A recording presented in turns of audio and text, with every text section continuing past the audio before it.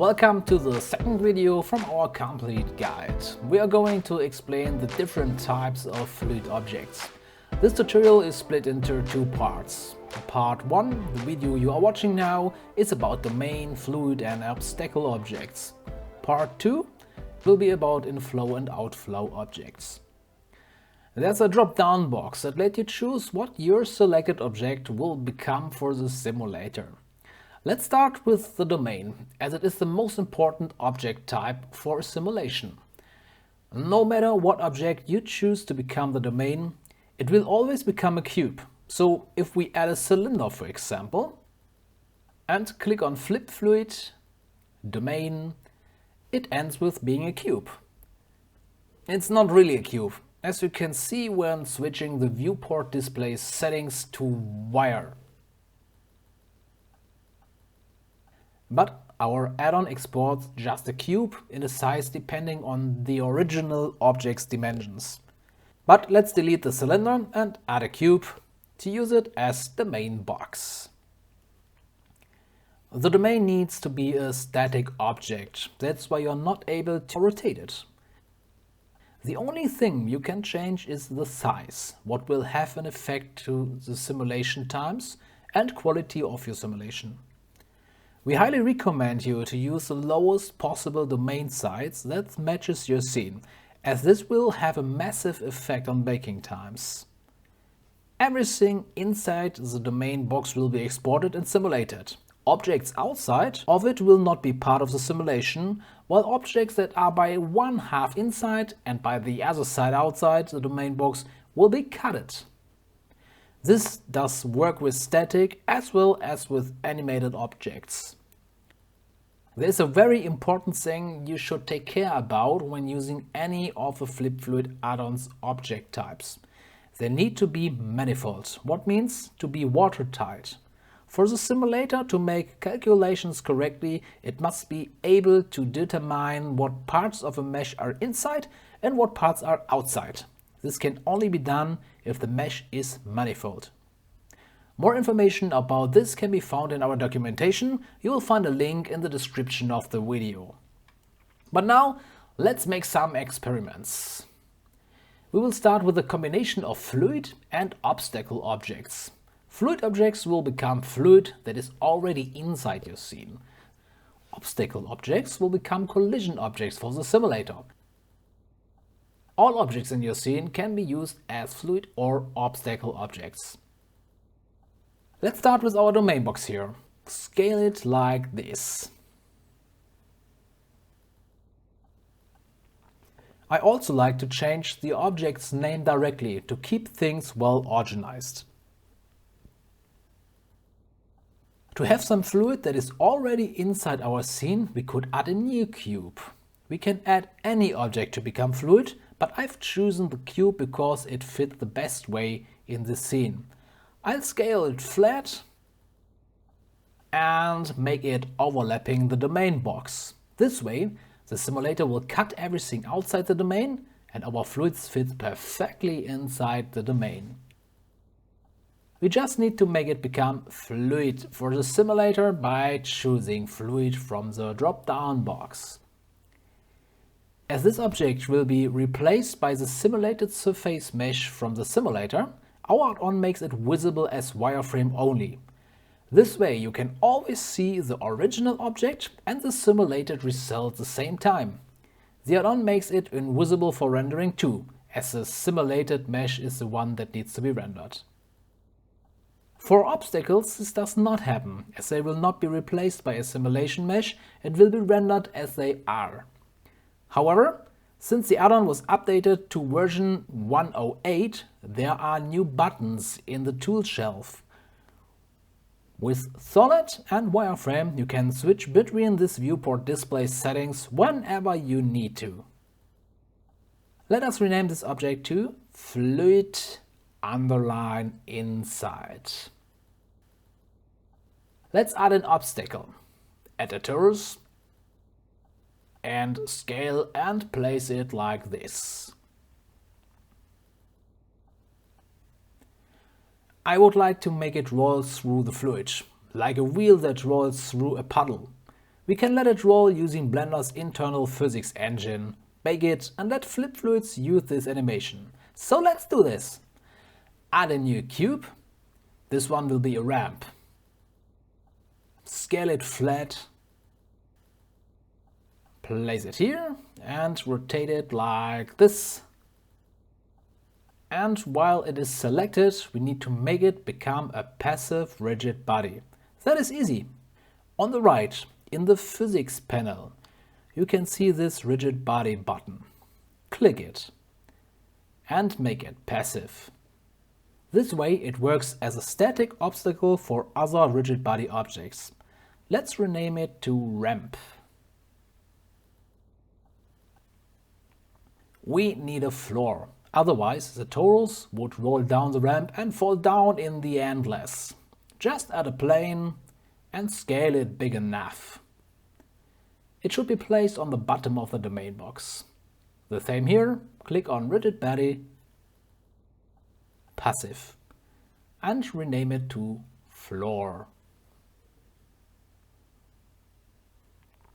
And now let's make the torus become a rigid body, but keep it being an active one, because it should roll and not stay in the air. Place it on top of the ramp and play the animation. If it rolls through the domain, it's perfect. In the Scene Properties panel on the right is a field for the rigid body word. Open it. We will not talk about all the settings here, but the cache is interesting. Open it and you will find how long rigid bodies will be simulated. This is a very important setting if you have a scene with more frames than the default of 250. For our scene this will be perfect. Hit bake and the torus will be simulated. This small text with 200 frames in memory tells you that baking has been finished. You can now hit the space key on your keyboard to play the animation, or use the mouse to go through all frames in the timeline. This is why baking is so important. We are safe that no mistakes will destroy our scene. Let's think about what objects are important for the fluid simulation. I think the floor does not need to be any fluid object. Fluids will only be simulated inside the domain and will use the domain's ground to not fall in the endless. What's with the ramp? Most of it is outside the domain. Just a small part is inside of the domain. If we want the fluid simulator to take notice of the small part, we need to make it an obstacle. So while the ramp is selected, switch back to the physics properties, click the Flip Fluid button and choose Obstacle as type. As told you, the way it is displayed in the viewport will not be changed to wireframe like it would happen when making it a fluid object. There are some settings for obstacles. We will talk about them later. For the ramp, no changes are required.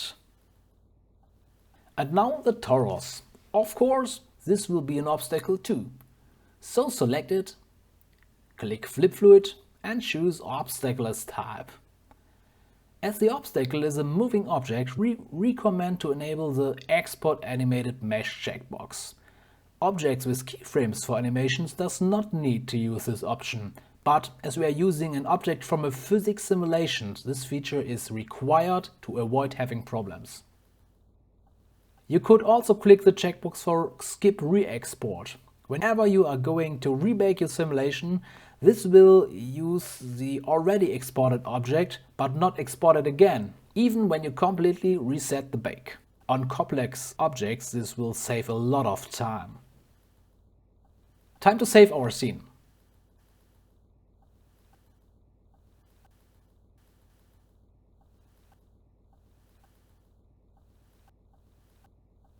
Then select the domain and hit the Bake button on the right. While baking is in progress, we can go through the timeline to see how our simulation is working. You can also tell the add-on to auto-load baked frames. In the tool shelf, enable the checkbox for auto-load baked frames.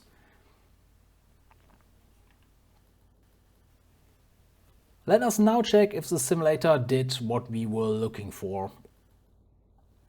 The already inside fluid really became fluid. And the original object is visible as wireframe 2. That's great, because if you would like to have some more fluid, you would just need to scale this object a bit and then rebake the scene. Let's do this with switching into edit mode while the fluid object is selected. Use face mode and select the upper face only. And move the face up a bit. Then exit the edit mode by hitting the tab key again. To improve the quality of our simulation, we need to use a high resolution for the simulator. Make sure the domain is selected and choose 150 as new grid resolution. To make the water become more sticky on the torus, we need to increase the friction of it. This can be done by selecting the torus and taking a look into the obstacle properties panel on the right. There is the friction field. Let's try a value of 1. You will find more settings here. White water influence will make the obstacle generate more or less particles for foam, spray and bubbles when they are unable to be simulated. The same way the dust emission strength field works. Sheeting is an effect that adds additional fluid into your scene. This can help to improve the quality of your simulation by filling in holes in a fluid surface, an example. How intense this will be affected by an obstacle can be set up here. Enable sheeting is required to use this. Expand geometry was made for the use with the fracture modifier. This feature can make all fractured pieces become more bigger for the simulator. This will not be visible in the viewport or rendering. It's just to make sure no fluids will come through a pre-fractured wall, an example. These settings will be explained in detail in another video from this series. Before we reset the baking cache and restart the simulation, we could think about if it is required to simulate all frames from 1 to 250. I think as long as we are in a phase of finding the right settings, we only need to simulate the first contact from the torus with the fluid. So find the frames where this happens. For my scene, it's here. Beginning from this frame until this frame. So let's click Reset to delete all baking files. The exported animated torus mesh will not be deleted, as we have chosen to not re-export it. Open that More Bake Settings field here and you will find a list of all the objects you have chosen to be skipped for re-exporting. You can disable the Skip checkbox here to re-export objects, and this Update Settings on Resume will help you to change simulation settings when resuming a simulation. In the frame range field, choose Custom and type in your frame range for testing. Then click on Bake and see if the new settings are fine. If not, change whatever is required for your needs. Otherwise, switch back to Timeline, reset the bake and restart baking for the whole scene.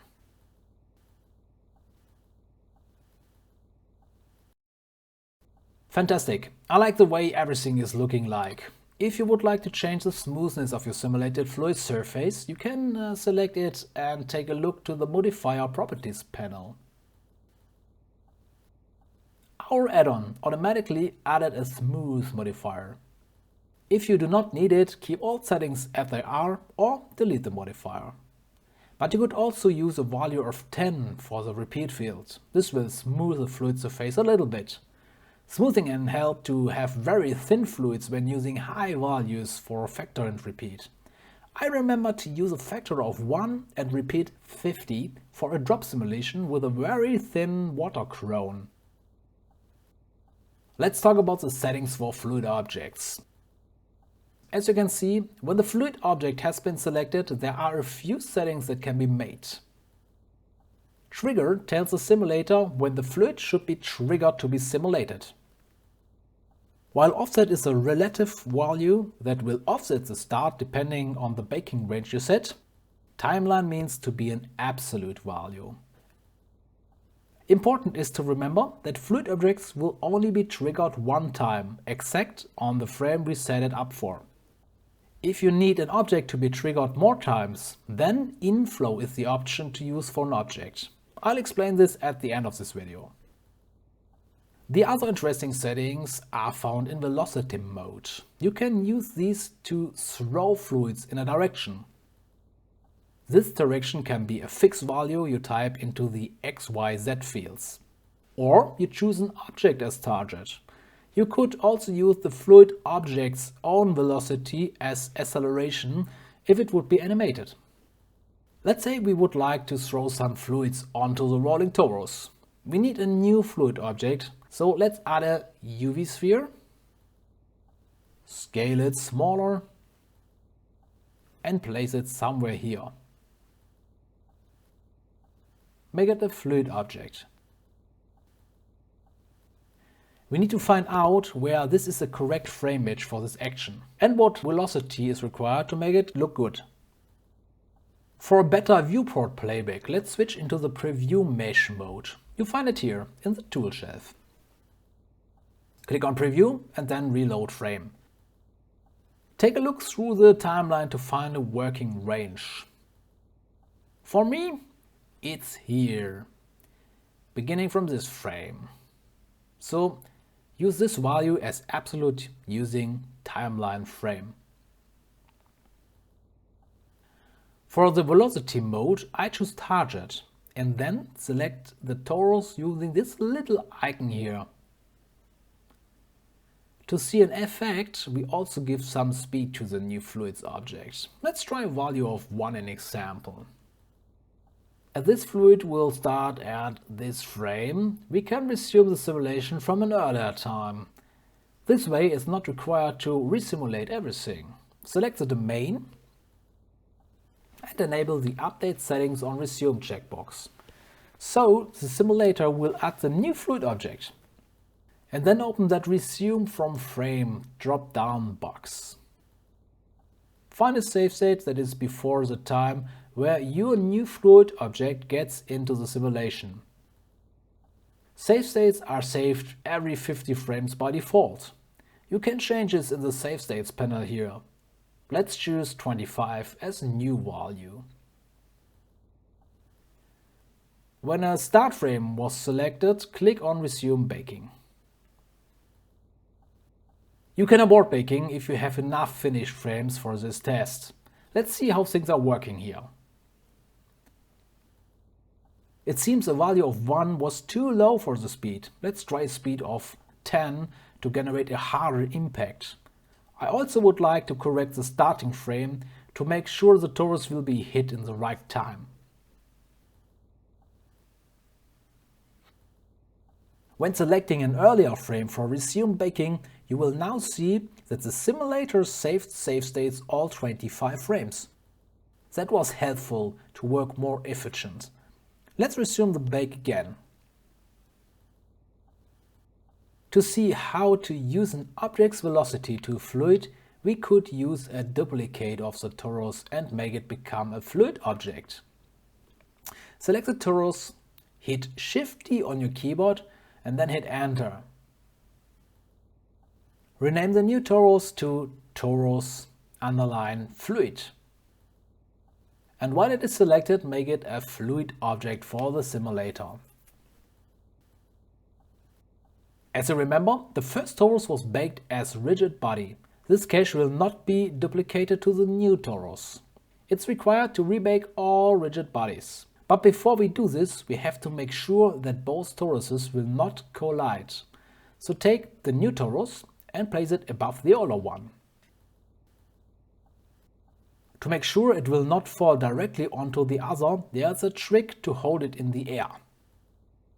In the rigid body field, enable the animated checkbox. As long as this is enabled, the torus will move using its keyframes, or does nothing if there aren't some. Switch back to the Scenes Properties tab and click on Delete Bake. Then click on Bake. Now we need to make the new torus falling down at the right time. While it is selected, go back to the physics properties. Make sure you are on frame 1 in your timeline. Move the mouse cursor above the animated checkbox and then hit the I key on your keyboard. This way you can set keyframes for many fields in Blender. There's a frame where the first torus has gone under the new torus, then hit again the I key above the animated checkbox. We made a safe frame range where the new torus definitely does not fall. To make it fall, just go to the next frame by hitting the right arrow on your keyboard. Disable the animated checkbox and then set a new keyframe for it. At this point, this torus should fall down. Let's try it. Back to the scene properties, delete bake and rebake. Play the animation. Of course, as the new torus was falling deeper, it becomes faster. It can happen that it collides with the other one or it's driving into another direction. I like my result here. Back to the physics properties, we can tell the fluid simulator to trigger that fluid object at a specific frame. I choose this frame. I would like to use the torus rotation to accelerate the fluid. So I enable add object velocity and set its influence to 2 to make the effect clearly visible for you. As this torus is not a keyframed animation but physics simulation, it's required to enable the exported animated mesh checkbox. And if you like to skip it from re-exporting too. This works exactly the same way it does for obstacle objects.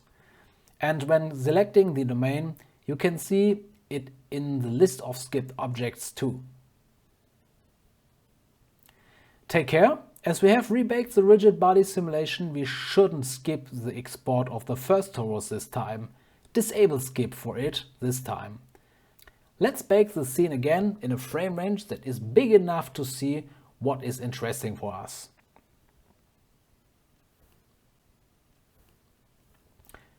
Looks great and shows how fluid object velocity works. You can enable skip for now again as it has been re-exported.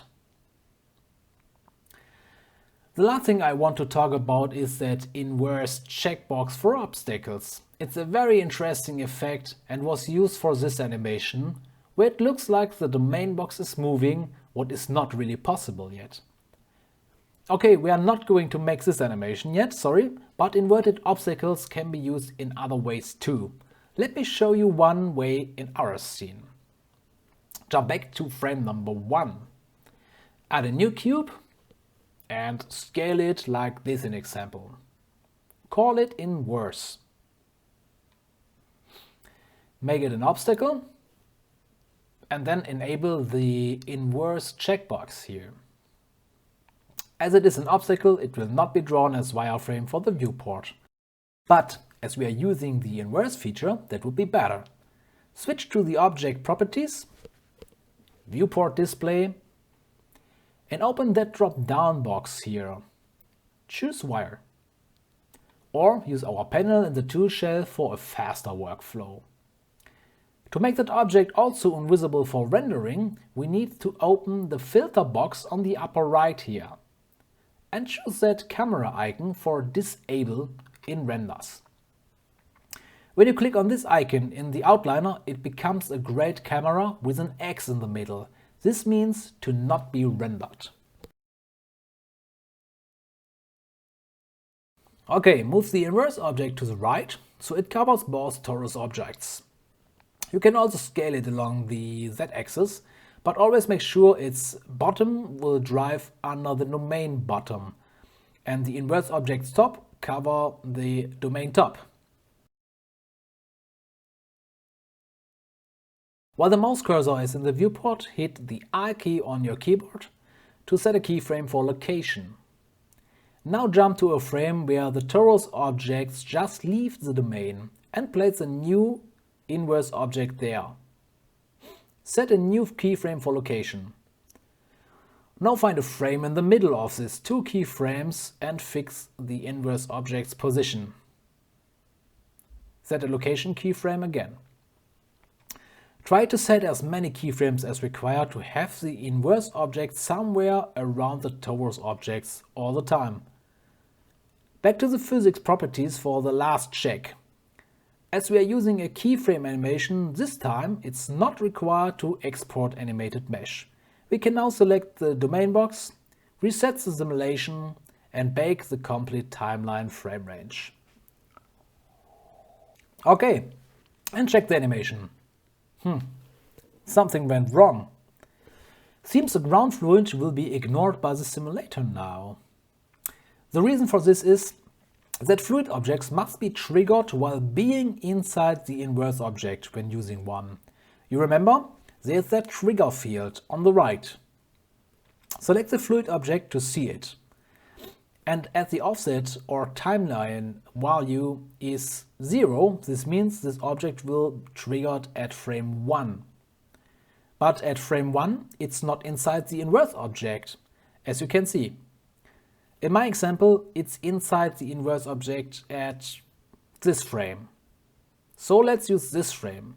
Choose timeline frame from the drop-down, as we're using an absolute frame, and type in the frame number. Click on Domain in the tool shelf, reset the last bake and choose a custom frame range for a test bake that starts from the frames before our ground fluid will be triggered. Then hit bake. Great, seems to work. But it would look more beautiful if the fluid would appear not only on that one frame. And I told you before, fluid objects will only be triggered one time at one frame. But the ground fluid should be visible as long as the inverse object is covering it. So that's why we have to change the object type to inflow. Inflow objects are fluid objects that will be triggered every frame, as long as it is enabled. Inflow and outflow objects will be explained in the part 2 of this video. Let's try this by baking the complete timeline. And yes, when playing the animation, everything works. What a great effect! You will find a link to this Blender file in the learning section on our homepage. So thank you for watching this video. The second part will be about inflow and outflow objects. Goodbye!